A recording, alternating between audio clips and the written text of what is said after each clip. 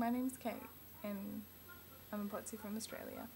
I just saw your video and I really felt for you because doctors really suck, especially trying to deal with the unknown issues of POTS. So I thought I'd make a quick video response to let you know you're not alone, as all your responses have already said. But anyway, I thought I'd tell you quickly my story. When I first got sick, I was working as a grad nurse and I was just about to finish my first year and I started fainting. And every time I went down to emergency, of my own hospital mind you, I kept fainting at work. They'd all just tell me that it was just stress and poor little new grad, and no one would take me seriously, even though my heart rate was, through the roof and my blood pressure was doing strange things and I'd be collapsing and my ECGs were abnormal and there's all these really physically wrong things going on, and they just kept saying it was stress. And they sent me to the counsellor and they did all sorts of crazy things. And I even had once this staff specialist, and she didn't even check me out physically, didn't do my blood pressure or anything. She just came in and was like, "So, you're finishing your grad year, aren't you? Well, I think you're probably really stressed. You should have lots of sex."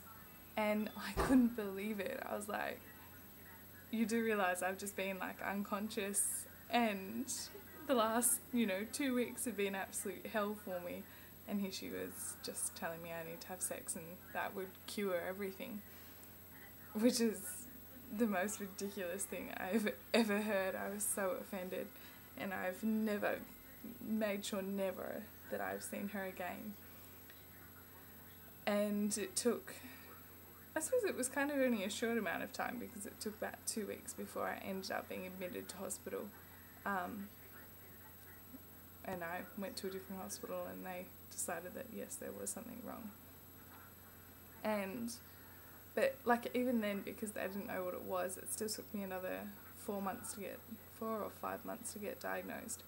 But because it was such a random thing, people kind of believed you, people didn't, and I eventually found some really good doctors, or should I say a good doctor.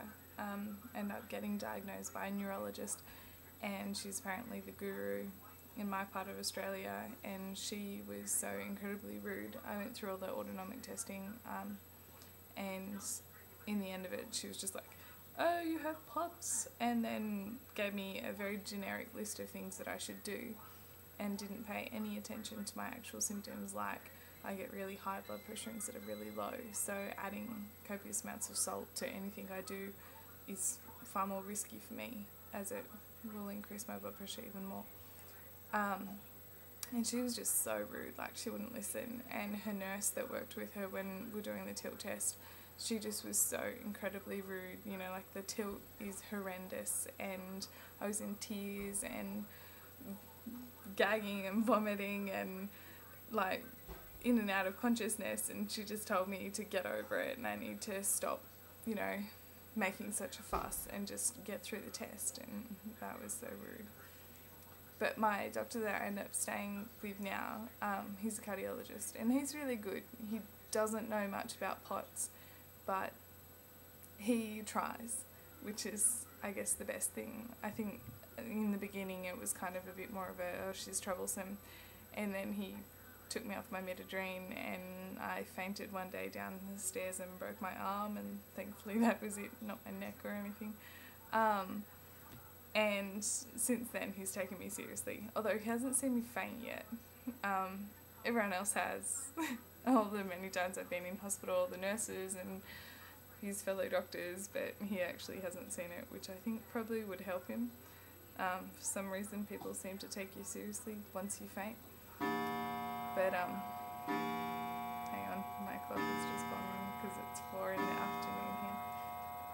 Anyway, yeah, he's really good, and it is so important to find someone at least that you can kind of trust, and he doesn't really know, but at least he's trying to talk to the people that do know. And I wanted to say something else. What was it? oh, it's about the fainting thing, about people not taking you seriously until they've actually seen it themselves. I've found that, which is ridiculous, especially with my work colleagues. I've only been back at work for like 6, maybe it's 8 weeks now. It's been a while. Anyway, but especially when I first got sick, I was actually working on a neurology ward, which was quite bizarre that they weren't very understanding. But even now, it's like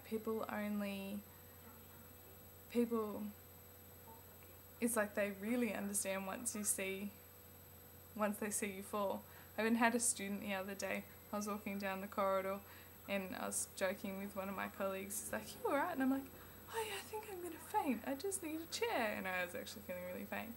And she said she was watching thinking I was just joking, and then all of a sudden, you know, I stopped and then went falling to the ground. She thought, "Oh, well, you know, she's taking this joke a bit far." And then she said, you know, she saw me hit the ground and heard the thud and thought no conscious person would actually do that. So, yeah, like, I don't know, it's insane that people need that ridiculous, horrible proof that you're sick, but I guess that's just one of the many downsides of having an invisible illness. So anyway, I think I'll end that there. So I just wanted to say thank you so much for all your videos. When I first got sick, I found your Chronically Kyli channel and it has been such an inspiration to me. And same with 5 Awesome Potsies and the other Potsy channels, you know, it keeps the light at the end of the tunnel and helps me remember that I'm not alone in my struggles. And even though I look like death and I feel really crap today and I don't look very good, you know, I'm not alone and there are people out there, and it sounds like the Australian healthcare system is potentially just as crazy as the American one. Anyway, so thank you so much, and you're not alone, and I don't know, yeah, I guess that's it. Anyway,